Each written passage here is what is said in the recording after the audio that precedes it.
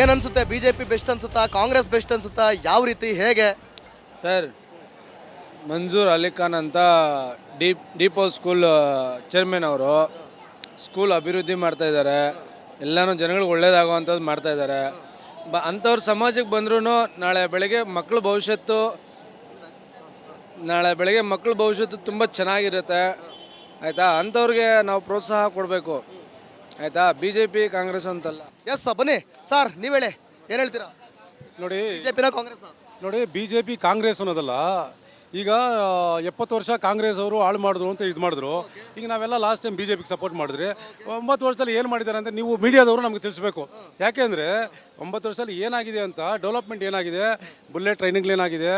ಈಗ ನಿಮ್ಮ ಪ್ರಕಾರ 70 ವರ್ಷದಲ್ಲಿ ಮತ್ತು 10 ವರ್ಷದಲ್ಲಿ ಡೆವಲಪ್ಮೆಂಟ್ 70 ವರ್ಷದಲ್ಲಿ ತುಂಬ ಆಗಿದೆಯಾ, 10 ವರ್ಷದಲ್ಲಿ ಅಧಿಕ ಆಗಿದೆಯಾ? ಅಲ್ಲ, 70 ವರ್ಷ ನಿಮಗೆ ಅನ್ಸುತ್ತೆ ಏನಾಗಿದೆ ಅಂತೇಳಿ. ಈಗ ನೋಡಿ, 70 ವರ್ಷದ ಹಿಂದೆ 70 ವರ್ಷ ಆಳಿದ ಕಾಂಗ್ರೆಸ್ ಅವರು 50 ಲಕ್ಷ ಕೋಟಿ ಸಾಲ ಮಾಡಿದರು. ಈಗ ಬರೀ 9 ವರ್ಷಕ್ಕೆ 150 ಕೋಟಿ ಲಕ್ಷ ಸಾಲ ಆಗಿದೆ. ಯಾರ ಮೇಲೆ ತಲೆ ಮೇಲೆ ಬೀಳ್ತಾ ಇದೆ? ನಿಮ್ಮ ಮೇಲೆ, ನಮ್ಮ ಮೇಲೆ, ಎಲ್ಲರ ಮೇಲೆ ಬೀಳ್ತಾ ಇದೆ. ಅದು ಯಾರು ಇದು ಮಾಡೋದು? ಈಗ ನಿಮ್ಮ ಪ್ರಕಾರ ಯಾರು ಬೆಸ್ಟ್ ಅನ್ನೋದಕ್ಕಿಂತ PC ಮೋಹನ್ ಅವರು ಯಾರಿಗೂ ಪರಿಚಯನೇ ಇಲ್ಲ ಯಾರಿಗೂ.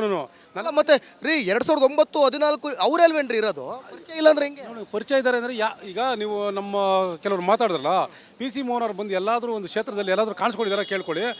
ಅದು ಬಿಟ್ಟುಬಿಡಿ. ಈಗ ಮಂಜೂರ್ ಅಲಿ ಖಾನ್ ಅಂತ ಹೇಳ್ಬಿಟ್ಟು ಡೆಲ್ಲಿ ಪಬ್ಲಿಕ್ ಸ್ಕೂಲ್ ಅವರ ಒಂದು ಚೇರ್ಮನ್ ಅವರು, ಆಸ್ ಎ ಎಜುಕೇಟೆಡ್ ಒಳ್ಳೆ ವ್ಯಕ್ತಿಗೆ ಒಂದು ಚಾನ್ಸ್ ಕೊಟ್ಟು ನೋಡೋಣ, ಅವ್ರಿಗೂ ಕೊಡಿ, ಅವ್ರು ನೋಡೋಣ ಅಂತ ಅಂತಿದ್ದೀರಾ? ಹೌದು, ಈ ಬಾರಿ ಕಾಂಗ್ರೆಸ್ ಬರಲಿ ಅಂತ ಹೇಳ್ತೀನಿ. ಬರಲಿ ಅಂತ ಹೇಳ್ತಾ ಇದ್ದೀರಿ. ಉತ್ತಮ ಅಂತ ಹೇಳ್ತಿದ್ದೀರಾ? ಉತ್ತಮ, ಹೌದು. ಓಕೆ,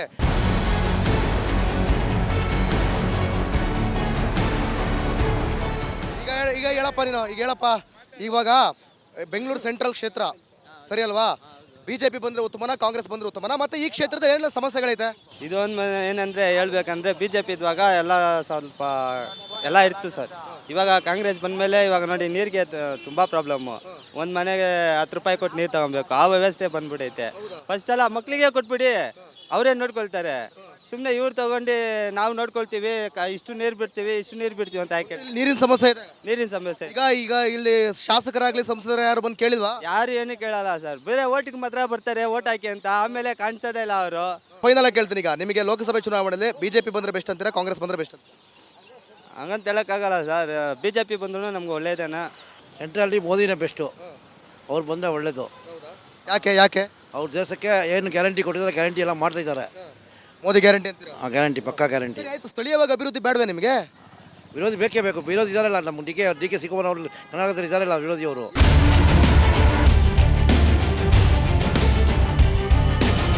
ಮೇಡಮ್ ನಮಸ್ತೆ. ಸರ್ ನಮಸ್ತೆ. ಸರ್, ಈ ಬಾರಿ ಲೋಕಸಭೆ ಚುನಾವಣೆಯಲ್ಲಿ ಯಾವ ಪಕ್ಷ ಬಂದರೆ ಉತ್ತಮ ಅಂತ ನಿಮಗೆ ಅನ್ಸುತ್ತೆ ಮೇಡಮ್? BJPನೇ ಸರ್. BJP ಪರವಾಗಿಲ್ಲ, ಇವಾಗ ಇತ್ತೀಚೆಗೆ ಪರವಾಗಿಲ್ಲ. ಸೆಂಟ್ರಲ್ ಗೌರ್ಮೆಂಟ್ ಮೋದಿಜಿಯವರು ಓಕೆ, ಒಳ್ಳೆ ತಾಣದಲ್ಲಿ ಎಲ್ಲ ಮಾಡ್ತಾ ಇದ್ದಾರೆ. PC ಮೋಹನ್ ಅವರು 9, 14, 18 ಇಷ್ಟರಲ್ಲೂ ಕೂಡ ಗೆದ್ದಿದ್ದಾರೆ. ಅವರು ಎಷ್ಟು ಅಭಿವೃದ್ಧಿ ಮಾಡಿದ್ದಾರೆ? ಏನು ಅಭಿವೃದ್ಧಿ ಹೇಳ್ತೀರಾ? ನಮ್ಮ ಏರಿಯಾಕ್ಕೆ ಒಳ್ಳೆತನ ಮಾಡಿದ್ದಾರೆ ಸರ್. ಹೌದು. ಏನು ಹೇಳ್ತೀರಣ್ಣ? ನಿಮಗೆ ಕೆಲಸ ಮಾಡ್ತಾ ಇರಾ, ಯಾವ್ದು ಬೆಸ್ಟ್ ಅನ್ಸುತ್ತೆ? ನನಗೆ ಮೋದಿ. ಯಾಕೆ ಮೋದಿ ಬೆಸ್ಟ್? ಮೋದಿನ ನಮ್ಮ ಕಡೆ ಎಲ್ಲ ಇರೋದು. ನಮ್ಮ BJP, ನಮ್ಮ ಕೊಪ್ಪಳ, ಮೋದಿನ ನನಗೆ ಬೆಸ್ಟು.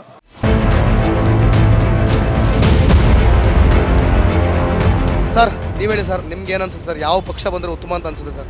ಸರ್, ಭಾರತೀಯ ಜನತಾ ಪಾರ್ಟಿ ಬರೋದು ಒಂದು ಲೆವೆಲ್ಗೆ ಉತ್ತಮ ಇದೆ. ಬಿಕಾಸ್ ಏನಾಗಿದೆ ಅಂದರೆ 10 ವರ್ಷದ ಹಿಂದೆ ಏನಿತ್ತು ನಮಗೆ ಗೊತ್ತಿಲ್ಲ. ನರೇಂದ್ರ ಮೋದಿ ಸರ್ಕಾರ ಬಂದಾಗಿಂದ ಏನಾಗಿದೆ ಅಂದರೆ ನಮ್ಮ ಭಾರತ ಒಂದು ಲೆವೆಲ್ಗೆ ಹೋಗಿದೆ. ಅದು ಇತ್ತೀಚೆಗೆ ಎಲ್ಲರೂ ಈ ಹೊರ ದೇಶದಲ್ಲಿರೋರಿಗೂ ಗೊತ್ತಾಗುತ್ತೆ ನಮ್ಮ ಭಾರತ ಏನು ಅನ್ನೋದನ್ನು. ನಮ್ಮ ಸಿಗ್ತಾರ ಗೌರವ ಆಗಿರ್ಬೋದು, ನಮ್ಮ ಭಾರತೀಯರಂದ್ರೆ ಸಿಗ್ತಾರ ಗೌರವ, ಅದಕ್ಕೆಲ್ಲ ಕಾರಣ ಒಂದು ಲೆಕ್ಕಾಚಾರದಲ್ಲಿ ನರೇಂದ್ರ ಮೋದಿ ಅವರು ಅನ್ನೋದಕ್ಕೆ 2 ಮಾತಿಲ್ಲ. ಕಾಂಗ್ರೆಸ್ ಇದ್ರೆ ಏನು ಆಗುತ್ತೆ ಅಂತ ಸರ್ ನಿಮ್ಮ ಪ್ರಕಾರ? ಸರ್, ಕಾಂಗ್ರೆಸ್ ಇದ್ದರೆ ಏನಾಗುತ್ತೆ ಅನ್ನೋದಕ್ಕಿಂತ ಏನು ಆಗಲ್ಲ ಅನ್ನೋದೊಂದು ಸತ್ಯ. ಇತ್ತೀಚೆಗೆ ಏನಾಗಿದೆ ಅಂದರೆ ಯಾವುದೇ ಒಂದು ವಿಷಯ ತೊಗೊಂಡ್ಲಿ, ಈ ನಮ್ಮ ಲೈಕ್ ಈ ಬುಲೆಟ್ ಟ್ರೈನ್ ಆಗಿರ್ಬೋದು, ಮತ್ತೊಂದಾಗಿರ್ಬೋದು, ಈ ಇನ್ಡೆಪ್ತಾಗಿ ಹೋಗ್ತಾರೆ, ಅದ್ರ ಬಗ್ಗೆ ತಿಳ್ಕೊಳ್ತಾರೆ. ಫಾರ್ ಎಕ್ಸಾಂಪಲ್ ರಾಮ ಮಂದಿರ ಬಗ್ಗೆ ಎಷ್ಟು ಖರ್ಚಾಯಿತು, ಅದು ಯಾರು ಫಂಡು, ಅದು ಎಲ್ಲಿಂದ ಬಂತು, ಈಗ ಜನಕ್ಕೆ ತಿಳುವಳಿಕೆ ಆಗ್ತಾ ಇದೆ. ಮೊದಲೇನಾಗ್ತಾ ಇತ್ತು, ಯಾರ್ದೋ ದುಡ್ಡು ಎಲ್ಲ ಜಾತ್ರೆ ಅನ್ನೋ ಲೆವೆಲ್ಗೆ ಬರ್ತಾ ಇತ್ತು. ಈಗ ಅವ್ರು ಹೇಳ್ತಾರೆ ನೋಡಿ, ಸಾಲದ ಬಗ್ಗೆ ಮಾತಾಡ್ತಿದ್ದಾರೆ. ಎಷ್ಟು ಸಲ ಮಾಡಿದ್ದಾರೆ ಗೊತ್ತಾ? ತೀರ್ಸಿದ್ದಾರೆ ಗೊತ್ತಾ? ತೀರ್ಸಿ ಅಲ್ಲ, ಹೇಳಿ ಎಲ್ಲ ಮಾರ್ಕೊಂತವ್ರೆ. ಎಷ್ಟು ಸಲ ಮಾಡಿದ್ದಾರೆ, ಎಷ್ಟು ಮಾರಿದ್ದಾರೆ ನಿಮ್ಗೆ ಹೇಳೋದಾದ್ರೆ ಅದನ್ನ ಹೇಳಿ. ಈಗ ಅವ್ರು ಹೇಳ್ತಿದ್ದಾರೆ ಸಾಲ ತೀರ್ಸಿದ್ದಾರೆ ಅಂತ ಹೇಳ್ತಿದ್ದಾರೆ.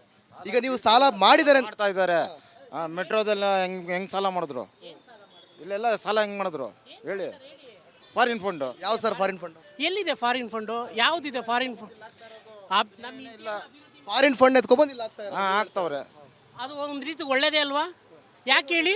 ಇಲ್ಲಿ ಅಭಿವೃದ್ಧಿ ಆಗ್ತಾ ಇದೆ, ಅಲ್ಲಿಂದ ಬಂದು ಇಲ್ಲಿ ಇನ್ವೆಸ್ಟ್ಮೆಂಟ್ ಮಾಡಿ ಇಲ್ಲಿ ಜನಕ್ಕೆ ಕೆಲಸ ಸಿಗ್ತಾ ಇದೆ. ಒಂದು ಟೈಮಲ್ಲಿ ನಾವು ಬೇರೆ ದೇಶದಲ್ಲಿ ಸಾಲ ನೀವು ತೀರಿಸ್ಲೋ ನಾನು ಸಿಗ್ತಾ?